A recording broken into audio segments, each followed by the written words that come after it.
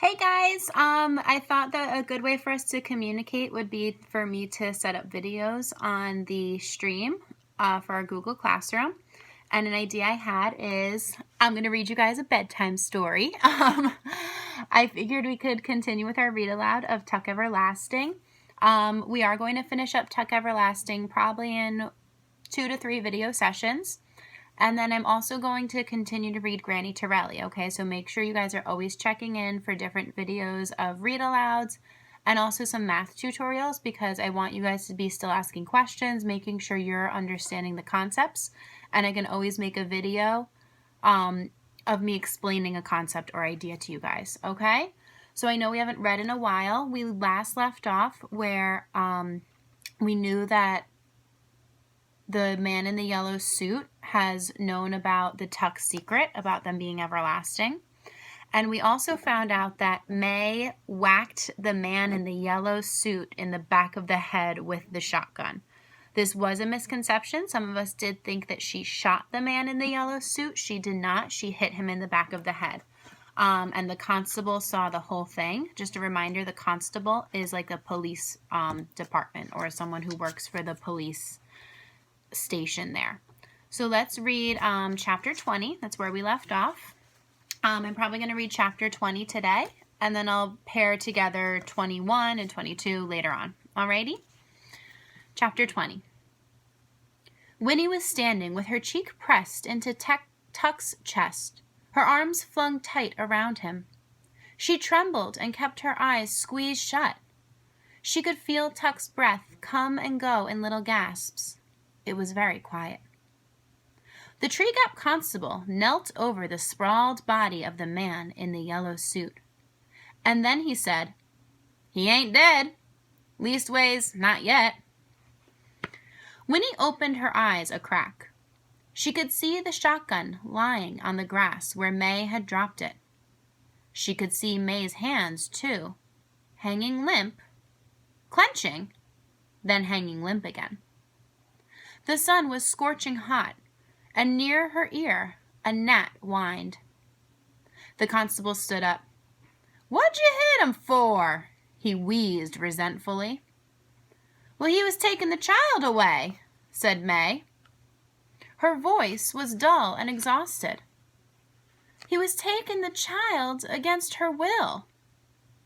At this point, the constable exploded. "Ding dang it, woman! What are you trying to say? Taking the child against her will? That's what you done. You kidnapped the child." Winnie let go of Tuck's waist and turned around. Her trembling had stopped.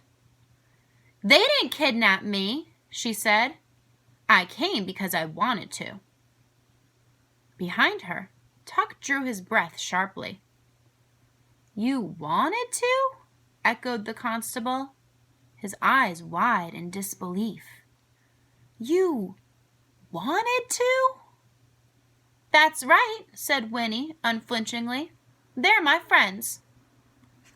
The constable stared at her. He scratched his chin, eyebrows high, and eased his own shotgun to the ground. Then he shrugged and looked down at the man in the yellow suit who lay motionless on the grass, the blazing sun white on his face and hands. His eyes were closed now, but except for that, he looked more than ever like a marionette flung carelessly into a corner, arms and legs every which way midst tangles of strings. Then one glance she gave him fixed this appearance forever in Winnie's mind. She turned her eyes away quickly, looking to Tuck for relief. But Tuck was not looking back at her. Instead, he was gazing at the body on the ground, leaning forward slightly, his brows drawn down, his mouth a little open. It was as if he were entranced, and yes, envious, like a starving man looking through a window at the banquet. Winnie could not bear to see him like that. She reached out a hand and touched him, and it broke the spell. He blinked and took her hand, squeezing it. Well, anyway, said the constable at last, turning businesslike, I gotta take charge here. Get this feller into the house before he fries up. I'm telling you now, if he don't make it, you're in a pickle, you people. Now, here's what we'll do. You, he said, pointing at May, you gotta come with me. You and the little girl. You gotta be locked up right away. And the little girl, I gotta get her home. The rest of you, you stay here with him. You look after him. I'll get back with a doctor as quick as I can. Should have brought a deputy, but I didn't expect nothing like this to happen. Well, it's too late now. All right, let's all get moving. Miles said softly, Ma, we'll get you out right away. Yeah, sure, Ma, said Jessie. Don't worry about me none, said May in the same exhausted voice. I'll make it out. Make it out, exclaimed the constable. You people beat all. If this feller dies, you'll get the gallows. That's what you'll get, if that's what you meant by I'll make it out. Tuck's face crumbled. The gallows? He whispered. Hanging? That's it, said the constable. That's the law. Now let's get going. Miles and Jessie lifted the man in the yellow suit and carried him carefully into the house. But Tuck stood staring, and Winnie could guess what he was thinking. The constable swung her up onto his horse and directed May to her own saddle. But Winnie kept her eyes on Tuck.